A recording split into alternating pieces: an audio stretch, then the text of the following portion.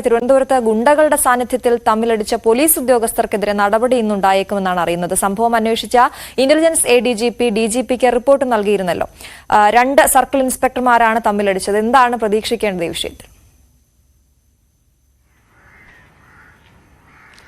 Intelligence ADGP P വിജയനാണ് ഇതുമായി ബന്ധപ്പെട്ട വിശദമായ അന്വേഷണത്തിന്റെ റിപ്പോർട്ട് ലഭ്യമായ വിവരങ്ങളുടെ അടിസ്ഥാനത്തിൽ സംസ്ഥാന പോലീസ് മേധാവി ഷെയ്ഖ് ദർവേഷ് സാഹിബിന് കൈമാറുന്നത്. ആ റിപ്പോർട്ടിന്റെ അടിസ്ഥാനത്തിലായിരിക്കും 2 CI-മാർക്കെതിരെ ഏത് തരത്തിലായിരിക്കണം തുടർ നീക്കങ്ങൾ എന്ന കാര്യത്തിൽ തീരുമാനമാകുക.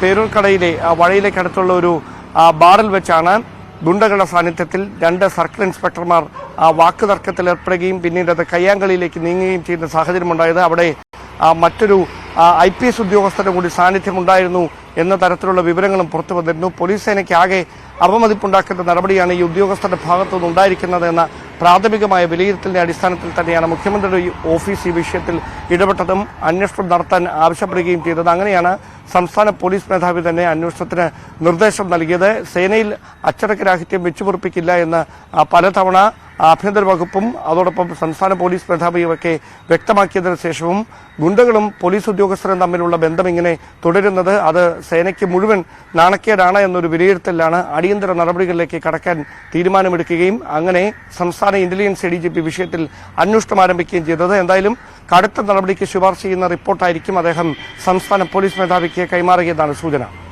ശരി, ഡാൻ ഗുരനാണ് തിരുവനന്തപുരത്ത് നിന്നും വിശദവിവരങ്ങൾ നൽകിയത്.